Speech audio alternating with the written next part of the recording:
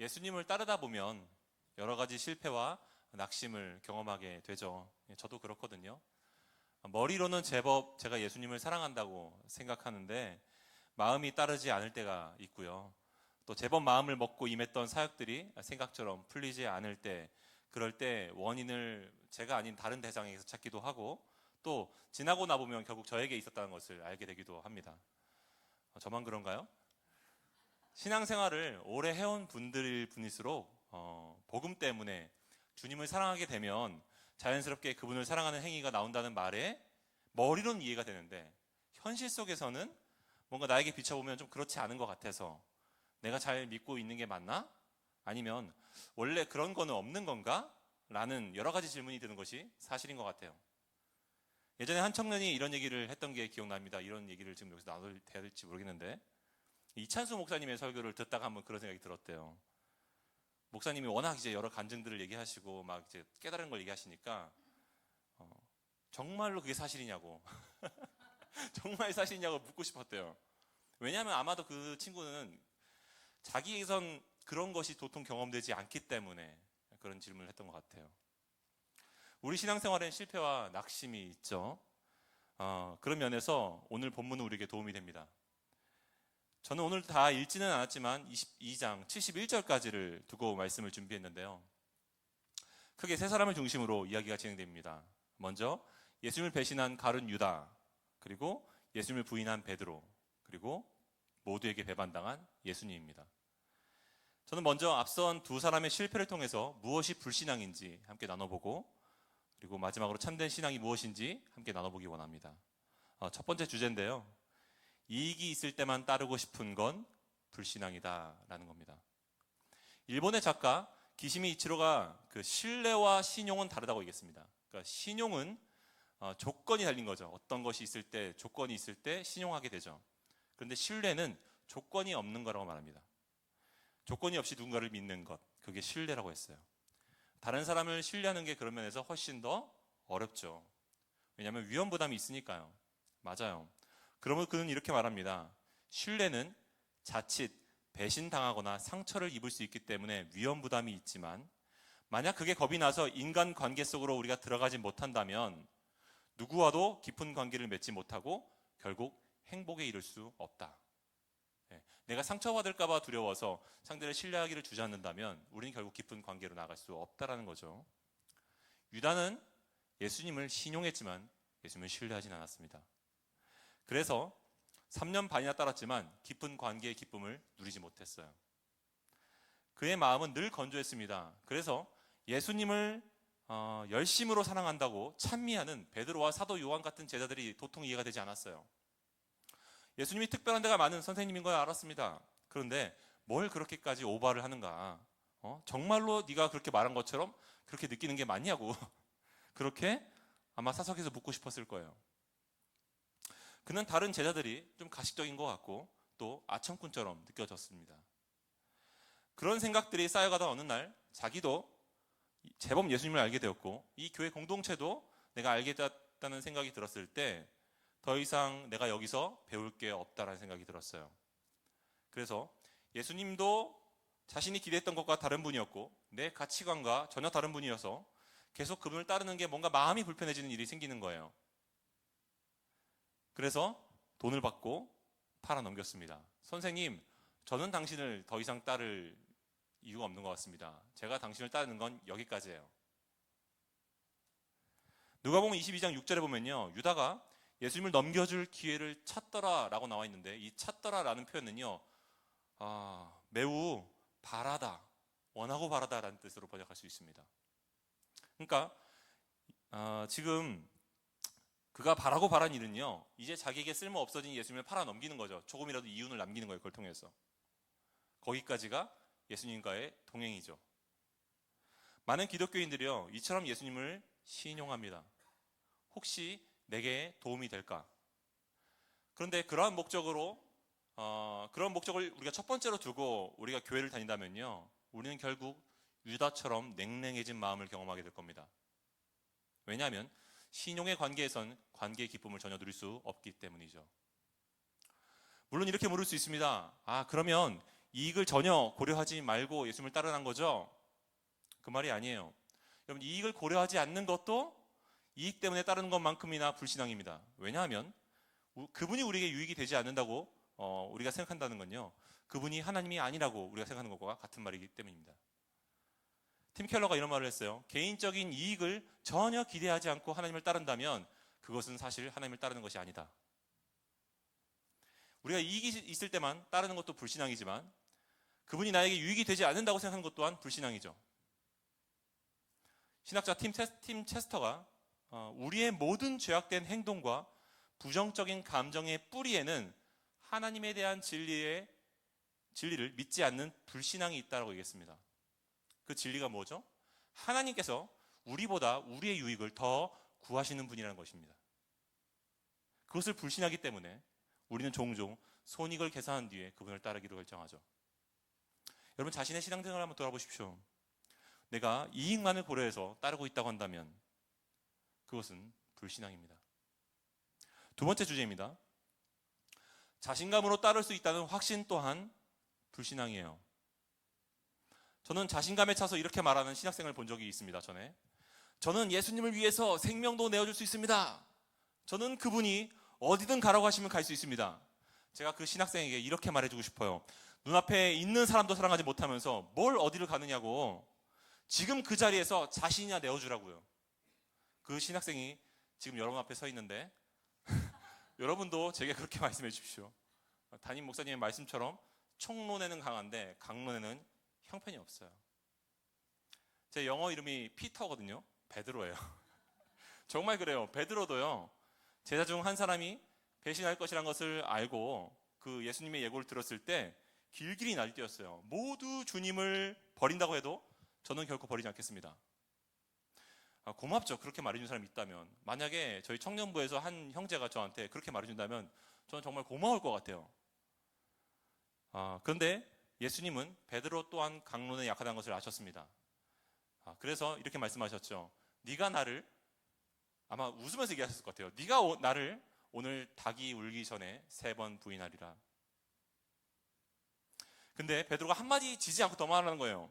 제가 주와 함께 죽을지언정 주님을 부인하지 않겠습니다. 그랬더니 이제 옆에 있는 제자들도 눈치를 보겠죠. 저도 그래요. 저도 그래요. 다 그렇게 말했다고 성경은 기록하고 있어요.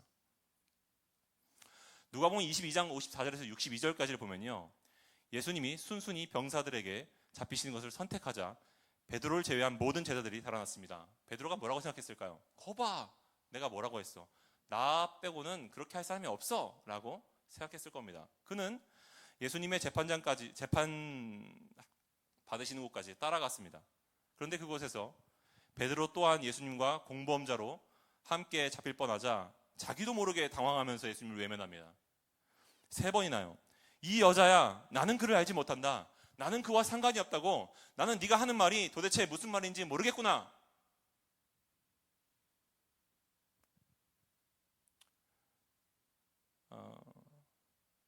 최근 한 청년부에서 저희 한 지체가 이제 소개팅을 했는데, 그 친구가 소개팅을 하는데 이제 물론 이제 넌 크리스찬을 만난 거예요. 근데 이제 나중에 내가 전도해야지 이런 생각을 하고 이제 만났는데 마음에 든 거죠. 근데 그 친구가 이제 상대방이 혹시 교회 다니시냐고 그랬더니 저 교회 안 다녀요. 이렇게 자기도 모르게 돌아와가지고, 목사님 제가 예수님 앞에 죄를 저질렀습니다. 제가 예수님을 부인했어요. 베드로처럼요. 이렇게 얘기하더라고요. 우리는 자기도 모르게 당황할 때가 있잖아요. 그렇죠? 여러분, 우리는 종종 유다보다는 그래도 베드로가 훨씬 더 나은 제자라는 생각을 하죠. 왜냐하면 한 사람은 직접 배신을 했고 한 사람은 최대한 멀리까지 따르다 말았으니까요. 근데 여러분, 베드로의 믿음도 유다의 믿음만큼이나 불신앙적이라는 것을 여러분들이 알게 된다면 여러분은 두 사람 사이에 별로 큰 차이가 없다는 것을 인정하게 되실 겁니다. 여러분, 유다는 무엇을 믿었죠? 유다는 예수님보다 자신의 삶을 개척하는 것이 훨씬 더 낫다라고 믿었습니다. 그래서 배반했죠. 그런데 베드로는요, 그는 처음에 왜 자신은 예수님을 절대로 배신하지 않는다고 말했습니까? 그가 믿었던 것은 절대로 배신하지 않고 따를 나의 충성심과 나의 의지예요. 그는 자기를 믿었던 거죠. 그래서 유다가 십자가를 앞에 두고 나는 여기까지인가 봐요 라고 말했다면 베드로는 이렇게 말한 겁니다. 나는 십자가에 대신 올라가는 것도 가능합니다. 그런데 여러분, 둘 다 예수님보다 자신을 믿고 있죠. 신학자 폴 트립이 이렇게 말했습니다. 성경은 확고부동한 독자적인 자신감이 망상이라고 가르친다. 무너지지 않을 만큼 강한 사람은 우리 중에 아무도 없다. 삶의 아주 중대한 딜레마에 부딪히면 아무리 강한 사람도 연약해진다. 여기서 중요합니다. 그렇다면 확신의 삶은 도대체 어디에 있는가? 그것은 하나님께서 나를 끝까지 지켜주신다는 사실에 있다. 우리에게 확신을 품을 만한 최고의 근거가 있다면 우리의 알량한 지혜와 능력이 아니라 하나님이 나를 끝까지 붙드신다는 사실에 달려있다. 베드로는 자신감이 넘치던 제자였지만 끝내 무너졌어요. 누가복음 22장 61절 62절 우리 함께 읽어보겠습니다. 시작. 주께서 돌이켜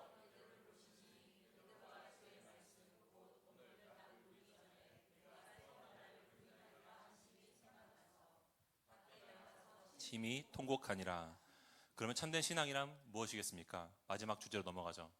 참된 신앙은 내게 낙심하고 하나님께 확신하는 겁니다. 구약 성경의 마지막 사사 삼손과 첫 번째 왕 사울의 공통점은 하나님께 받은 은혜를 잊고 자기에게 확신했다가 망했다는 거예요. 반면에 요셉과 모세는 어떻습니까? 자신에게 확신했을 때는 형들에게 버림당하고 동족에게 배반당했죠. 그러나 고난을 겪으면서 하나님께서 나를 돌보시는 분이라는 것을 확신했을 때 더욱더 잘 쓰임받는 인생이 되었습니다. 앞서 47절에서 53절까지 유다가 배신했을 때 예수님은 칼을 든 제자들에게 이렇게 말씀하셨습니다. 이것까지 참으라. 그래야 하나님의 계획대로 저들까지 구원할 수 있다는 말씀이죠. 54절에서 62절까지는 마지막 남은 제자 베드로가 결국 참지 못하고 예수님을 배반한 상황이 나옵니다. 나는 그를 알지 못한다. 나는 그를 알지 못한다 이 여자야. 그렇게 말했어요. 이것은 꼭 우리들의 모습과 같죠. 그런데 마지막으로 63절에서 71절까지는 그런데도 예수님이 그들을 어떻게 대하셨는지를 보여주고 있습니다. 한마디로 그것은 너희는 나를 팔아 넘겼고 나를 부인했지만 나는 너희들을 이 십자가 위에서 부인하지 않는다 였어요. 여러분, 참 신앙은요, 나를 믿는 게 아니라 나를 위해 이것까지 참으신 예수 그리스도의 그 신실한 사랑을 믿는 거예요. 유다는 자신을 믿었기에 자신을 용납하지 못하고 죽었습니다. 반면에 베드로는 예수님을 향한 자기의 의지보다 나를 향한 예수님의 의지를 붙들고 다시 일어섰어요. 참된 신앙은 나에게 낙심하고 하나님께 확신하는 겁니다. 한 가지 흥미로운 점을 말씀드리고 말씀을 마무리하겠습니다. 여러분, 사실은요, 예수님조차도 자기 자신에게 확신하지 않으셨다는 겁니다. 오늘 본문 바로 앞 단락에서는요, 예수님께서 습관을 따라 갈람산에 올라가서 기도하신 장면이 나옵니다. 그분은 왜 오르셨을까요? 그분의 기도를 들어보죠. 아버지여, 만일 아버지의 뜻이거든 이 잔을 내게서 옮기시옵소서. 그러나 내 원대로 마시옵고 아버지의 원대로 되기를 원합니다. 여러분, 예수님이 원하시는 것은 십자가를 피하는 것이었습니다. 그런데 더 원하시는 것은 아버지의 뜻이 내게 이루어지는 것이었어요. 여기서 우리는 그분의 연약함과 그분의 능력의 근원을 동시에 볼 수 있습니다. 그것은 나에게 낙심하고 하나님께 더 확신하는 겁니다. 그때 천사가 하늘로부터 나타나 예수님께 힘을 더했다라고 성경은 기록하고 있습니다. 누가복음 22장 43절. 천사가 하늘로부터 예수께 나타나 힘을 더하더라. 예수께서 힘쓰고 애써 더욱 간절히 기도하시니 땀이 땅에 떨어지는 핏방울같이 되었고 예수님은 십자가를 선택하게 되십니다. 사랑하는 성도 여러분, 우리 자신에게 낙심하는 것은 괜찮아요. 그런데 거기서 머물면 안 되고 하나님께 더 확신해야 됩니다. 그러면 하나님께서 힘을 더해 주실 거예요. 신자의 삶은요, 그 자신감의 근원은요, 자기에게 있지 않고 오직 나를 향한 신실하신 하나님의 사랑에 있는 겁니다.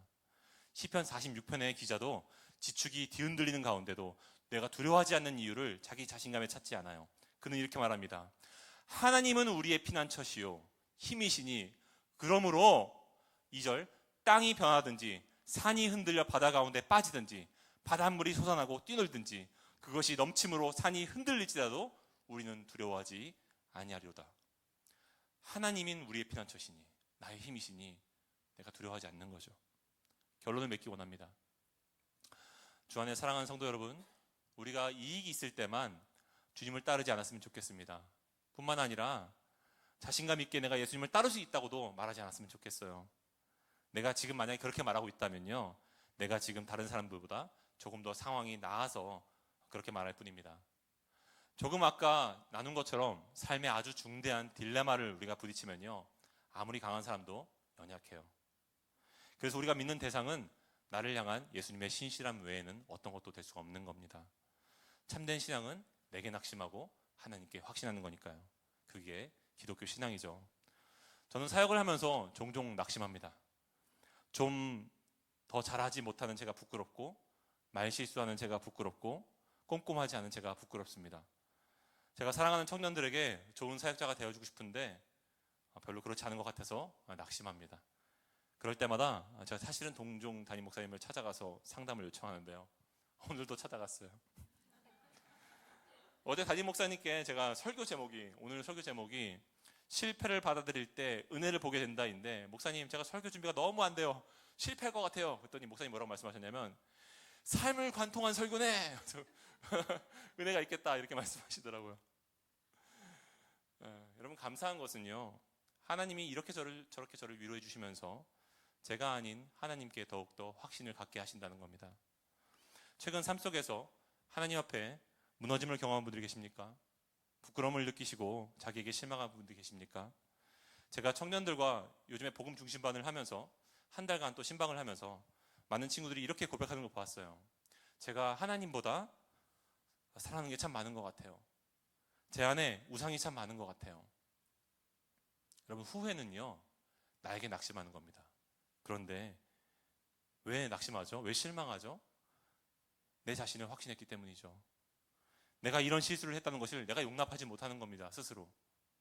그런데 회개는요, 나에게 낙심하지만 하나님을 더 확신하는 겁니다. 그것이 우리의 삶이죠. 실패를 우리 겸손히 받아들여야 됩니다. 그러면 비로소 본래부터 우리를 향하신 하나님의 은혜를 우리가 확신할 수 있어요.